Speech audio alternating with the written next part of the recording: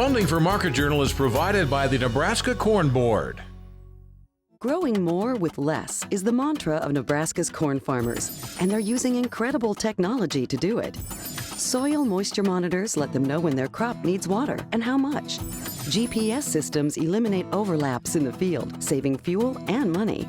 New hybrids reduce the use of pesticides and increase yields. When you're talking new technology and innovation, Nebraska corn farmers are all ears. Nebraska's family corn farmers, sustaining innovation.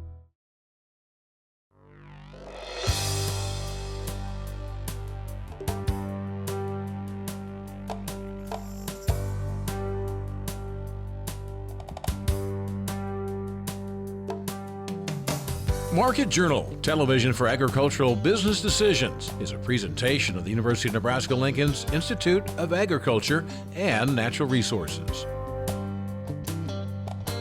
Promotional support is provided by the Nebraska Farmer Magazine, and major funding for Market Journal is provided by the Nebraska Corn Board.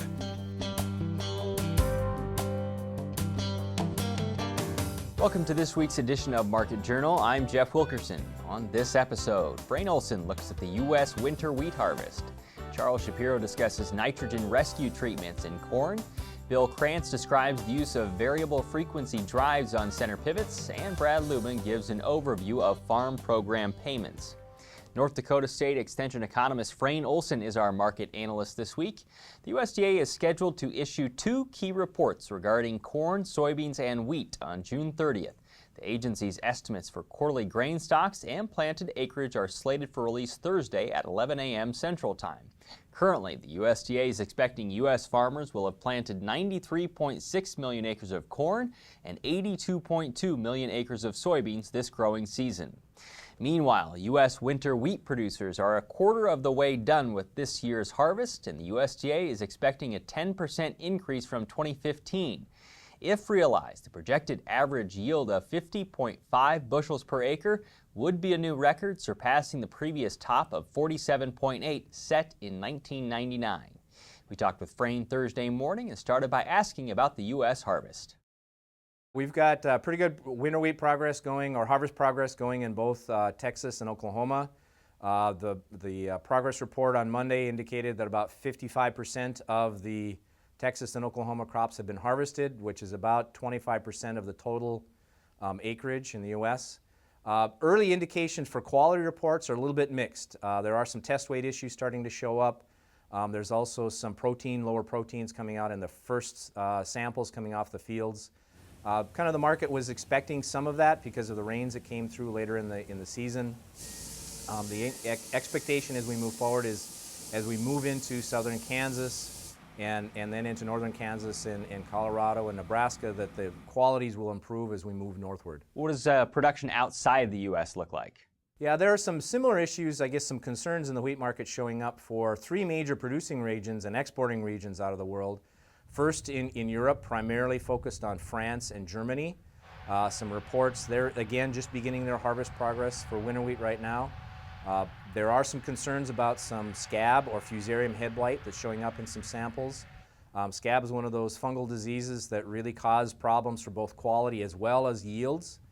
So if that continues to move forward, there are some issues that might show up with the division of feed wheat versus milling quality wheat coming out of Europe. The other area, both Ukraine and Russia, southern Russia, are beginning their winter wheat harvest. Very similar conditions where they've had some rains coming through just as the crop was filling. Some concerns, at least we don't have any solid reports yet, but concerns about some quality issues coming out of that region. And again, the division of how much of this is going to be as classified as feed quality wheat versus milling quality wheat. And finally, China, which is technically the largest wheat producing country in the world. Their core wheat producing region, again, having some wet weather during harvest. And now China tends to use a fairly large portion of their wheat production for feed, but they do have a significant portion of milling quality wheat. So as we get more reports, the wheat market's going to try and figure out how much of the milling quality wheat's available. That may open a door for some U.S. Wheat exports into some regions we typically haven't exported into. The other issue, though, is that with higher feed wheat availability, that may put some pressure on corn exports. So again, these are kind of developing stories. We'll have to watch them as we get more information. Let's shift into corn and tell me what happened in that market so far this week. Yeah, we're headed into the summer weather markets. That's the simplest way I can put it. We had built a little bit of a premium, in particular in the corn market. The early forecasts for kind of extended weather forecasts as we move into July, which is, gets into some key flowering and pollination stages, especially for the southern growing corn. The early forecasts were some hot, dry weather. Some of those forecasts started to change. The extended forecast started to change to a bit more moderate temperatures and a little more rainfall. So as we started making that shift in our expectations, a lot of money suddenly left the market, and we saw a pretty big drop here earlier in the week. My forecast, my expectation as we move forward is that the volatility will continue, and it's going to be very heavily driven by those extended forecasts. Are we going to see hot and dry, or are we going to see more moderate and wet temperatures? And the corn market right now will be the most sensitive just because of the timing of some of the reports. Yeah, do those reports add to the volatility over the next week or so? I really do expect to see quite a volatile couple weeks here, especially in the corn market, but I think the bean market will follow along with that. Big reports on Thursday. What do you think farmers should be looking for? What are you looking for? Very good question. We're going to have two major reports. The one that will get the most attention is going to be the acreage report, which is a survey of farmers that tries to estimate how much they actually planted. The March report was planting intentions. What did you intend to plant? The June acreage report is how much did you actually plant? And given the rally that we've seen in soybeans the last several months, the concern is, well, how much shifting did we get? The market right now is expecting an increase in soybean acreage anywhere from 1 million to 1.5 million acreage. The general consensus will see a slight cutback in corn acreage, anywhere from 500,000 to 1 million. Again, we'll wait to see what the industry estimates are later on in the week or just before the report comes out. But right now, that's kind of the sense. We do have some contrarians out there that are looking for corn acreage to be relatively stable, but again, we'll wait to see. My expectation is we'll have about close, not quite, a little over 1 million, probably 1.2 million would be my best guess on increase in soybean acreage. I think about a 700,000 acre decrease in corn acreage. The other report that we'll have will be the grain stocks report, the quarterly stocks report. The thing to be watching for in that one will be the corn numbers. First, it's very difficult to follow the feed usage for corn, so this is one indication of how rapidly we're using up feed. The other number, of course, will be how much is left on farm. How quickly have farmers been marketing from the farm gate into the commercial supply network? Next week, Elaine Cubb will join us to analyze the USDA's June 30th reports. The Federal Aviation Administration has finalized its rules for the use of small unmanned aircraft systems. The regulations for operating drones will take place in late August, and the FAA believes the industry could contribute more than $82 billion for the U.S. economy over the next 10 years. Next week, we'll talk with Nebraska Extension's Wayne Wolt to learn what agricultural producers need to know about the rules before they fly. The USDA's latest crop progress report lists 79% of Nebraska's corn in good to excellent condition, the same percentage as a week ago.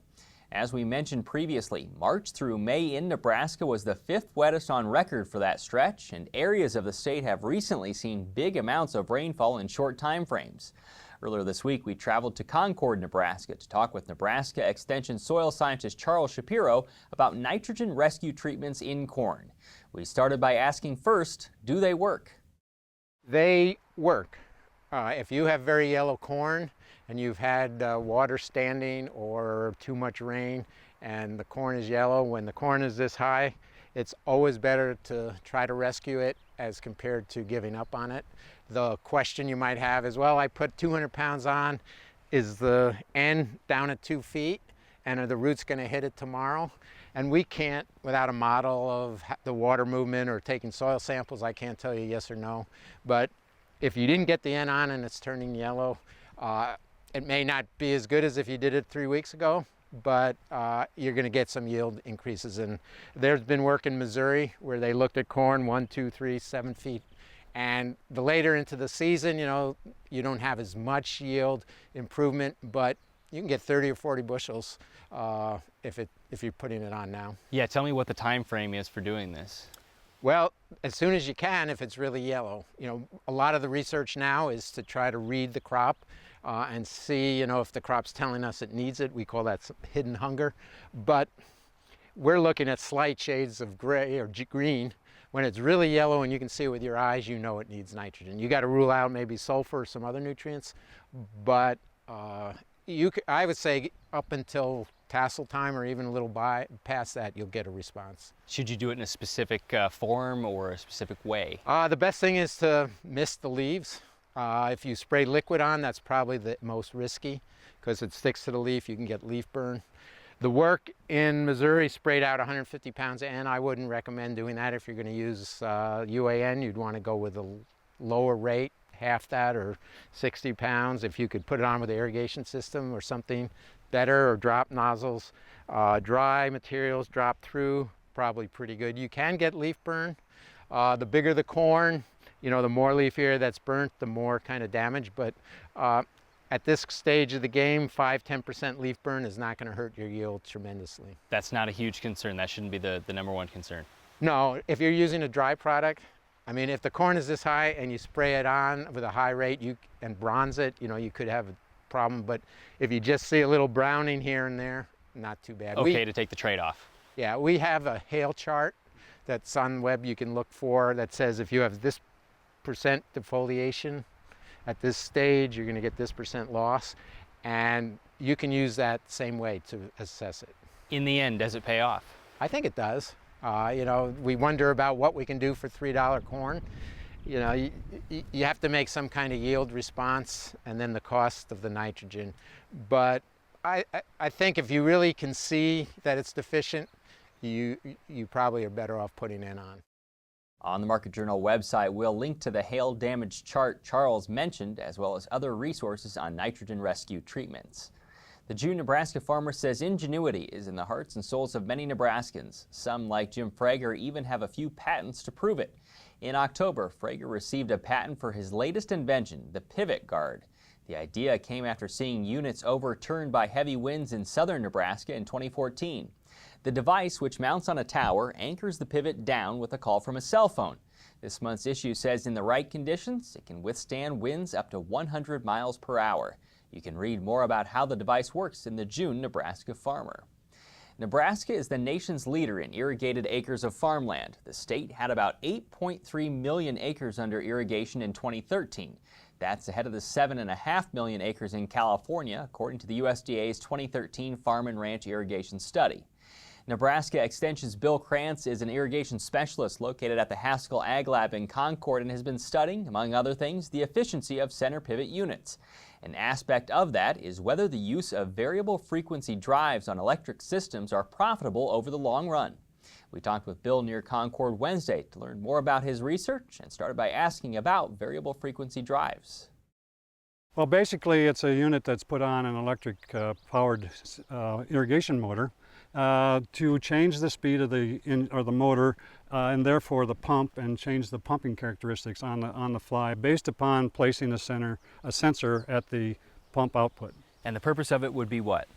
Basically, if you look at the way the center pivots are designed and operate, particularly under rolling terrain, we have systems that are out there where we design them based upon being able to supply water to the top of the hill at a certain flow rate and pressure, the worst case scenario for that particular field site. The rest of the field requires less pressure than that to basically distribute water to the field site. And so the idea is that you put this unit on, you sense the pressure somewhere on the irrigation system itself, and you feed that information into a controller. The controller says, I don't need that much pressure right now. It changes the frequency of the electric power supplied to the electric motor, and therefore can adjust that speed to make the requirements that the system actually needs. Now what we run into is that some of our field installations have end guns on that are only on in the corners of the center pivot, not on the full circle. Then we have systems that are, and particularly on specialty crops, that are placed out there and they have a corner system, which means they come into the corner of a square and off the end of the circle comes a swing arm. and it swings out into the corner and picks up another 5 or 6 acres of that corner and goes on. Well, what happens then is when that center pivot comes around, when that arm starts to swing out, the irrigation flow rate requirement goes up. The pressure remains the same, but the flow rate goes up. So if you have a constant speed electric motor, the pressure drops at the pump outlet, and you've got some different pump efficiency kind of thing going on. You did some work on this and studying a number of different units around the state. Describe that. Well, basically what we did is a grad student by the name of Dilshad Brar went and we identified 10 counties across the state that had different topography, they had different kinds of irrigation systems, they had different amounts of water that they apply per year. So we went across the state of Nebraska, and we chose field sites that had quarter section center pivots, basically 1,000 of them statewide. And what we did then was we took the digital elevation maps for that field site and superimposed a standard size center pivot in that site. By doing that, we can calculate the hydraulics of every degree of that system goes around in a circle and add the pluses and minuses of being in different positions around the field and determine how much could potentially be saved by putting a variable frequency drive out there. And then at the end of the day, could you pay for it in the expected lifetime of 15 years or so of operation? What's the answer? The answer is this. If you have a center pivot with no end gun on it at all, chances are you'll never pay for it. If you put an end gun on, if you have a lot of elevation change on the field, you could potentially pay for it. If you have a corner arm on that center pivot, you almost always will pay for it. And if you put the end gun on the end of that corner arm, you will pay for it in less than 15 years. No matter the elevation change? No matter the elevation change. And the reason is because you have that major change in flow rate that goes on as that system comes out into the corner. So if a producer's thinking about doing it on their operation, are there any other things they need to consider other than those 3 factors?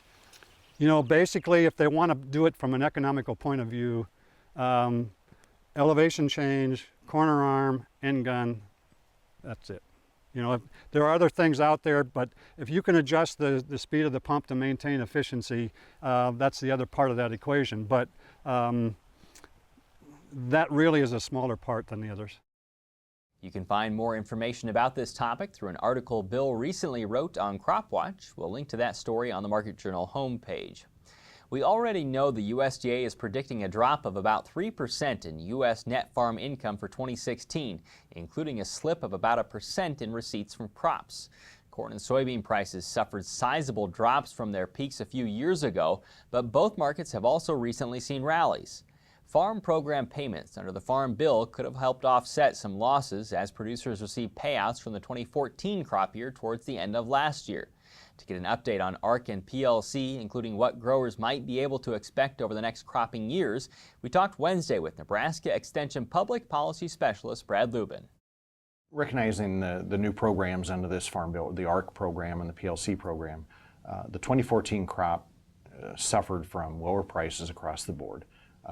Going into it with large guarantees because of a recent average of strong prices, that ended up in more than $600 million of ARC payments in Nebraska for the 2014 crop that were paid late last year. We're looking ahead now at the 15 crop to be paid this year and the 16 crop that's in the ground now. We could see big payments again on these 2 crops as well. Remind me what producers chose here in Nebraska. Yeah. Overwhelmingly in Nebraska, producers chose ARC and ARC at the county level. That's overwhelming percentage of the corn and soybean acres. A smaller percentage of grain, sorghum, and wheat. In fact, a majority of wheat acres pushing for the price program instead. They had a little bit different price outlook when we signed up, but for corn and soybeans, it was overwhelmingly high prices translate into better revenue guarantees than the underlying price safety net, and ARC was the choice. Now we're changing the outlook a bit here, and that changes the perspective going forward. Let's talk about the 2015 crop year, Right. then we'll give the overview of 5 years of the Farm Bill. Right. So producers later on this year, what might they be able to expect in terms of payments? You know, we're looking at the 2015 crop, and this is still contingent upon final yield data by planted acre, and it's still contingent upon where we end up the marketing year. But at current projections, we're looking at payments that are very large again. They will be variable. They won't be exactly what we saw last year, county by county across the state, but we will see large large ARC payments again, perhaps in to the tune of more than $600 million across the state again this year. Do you want to explain more about how much they differ and why they differ across counties? Because that has been a topic, that's right, a bit of contention. That's right. It's the ARC program differs across counties because it's specifically designed to, right? It's a revenue program tied to an average price. Everybody has the same national average price, so the variance doesn't happen there. But it's also tied to an average yield. And in the case of the county program, the ARC county program at the county level, that means counties with above average yield production have above average revenue results and therefore lower ARC payments, if any. Counties with below average performance in a given year will see larger payments. Well, some counties have had good years and production-wise, and thus they saw smaller payments. In some counties, the guarantee was low, perhaps because there was more than one bad year in the last 5. That's the 5 years that goes into the guarantee. One bad year gets kicked out in an Olympic average, but 2 bad years, they have to start counting. And some counties are sort of penalized with a bad history. Other counties, we do have concerns in places where there's not actual published yield data. Small minor crops or smaller counties or not enough observations, and then FSA has to go through a number of procedures to try and determine an appropriate yield number. There are issues all over, but fundamentally the program runs like it's supposed to run. Give me an overview of the 5 years of the Farm Bill. So we talked about 2016 a little bit, but from here on out, where do we go with payments, potentially? Right. Well, we think of the ARC program, and in 2014 crop, we saw more than $600 million. For 2015 and 2016, we could see similarly large ARC payments again across the state. But by 2017 and 2018, those payments go downhill very quickly. For corn, they are projected to disappear altogether as the price guarantee eventually falls pretty low. For grain sorghum, for soybeans, for wheat, ARC payments could hang on a little bit longer, but they too tend to go downhill over the long run. Think of ARC more as a shock absorber, not a safety net. It's not going to permanently protect you from a lower price or revenue level. It's going to help absorb the shock as you sort of adjust to it over time. The price loss coverage program, the PLC program, was a non-factor in 2014, but with lower prices, it's suddenly in the money, and we see potential payments in the out years here under the PLC program. Enough that we could sort of tip the scales the other way by the time we look at the next Farm Bill. Yeah, this takes us through the end of the Farm Bill. Right. Is it too early to talk about what might happen in the next one? Well, we're only beginning those discussions with a lot of perspective on how the current programs work as well as the situation. It's fair enough to say there will clearly be a fight over funding in the next Farm Bill, but there also could be a substantial push to effectively keep the same set of programs in place, either by renewing policy or by simply extending current programs, because they give producers choices that producers asked for, and it's hard to imagine the budget to make any substantial changes or quote-unquote fixes to the program. That may mean producers will look ahead to 2019 with another decision on effectively the same tools. You can find more information about farm programs by visiting farmbill.unl.edu. Now, with this week's weather forecast, here's Nebraska Extension Ag climatologist Al Dutcher.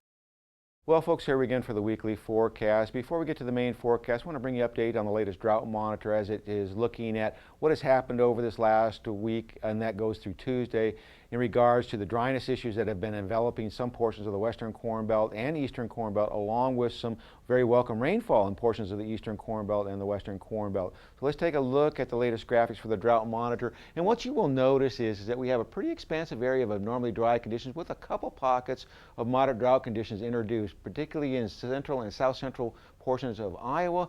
Again, we have some up in the Black Hills with moderate drought conditions, and they're actually pushing down southward into the northern Panhandle, where we have seen an absence of significant moisture for the better part of the last 40 days. And we have a couple pockets in south central and southeast Nebraska that missed out on the heavy precipitation from last Friday night and Saturday morning, which basically made it to the I-80 corridor and fizzled out. These areas have seen a trend of less than 50% of normal precipitation over the last 30 days, but we are still fairly close to normal as we go to 60 and 90 days, and that's the reason why we haven't seen the rapid introduction of abnormally dry conditions and drought conditions into Nebraska. However, if we continue this trend over the next couple of weeks, expect to see massive expansion across the state. But the good news is we do have a couple systems that are poised to move through the region that are offering us some significant precipitation chances as we go through this next 7-day period.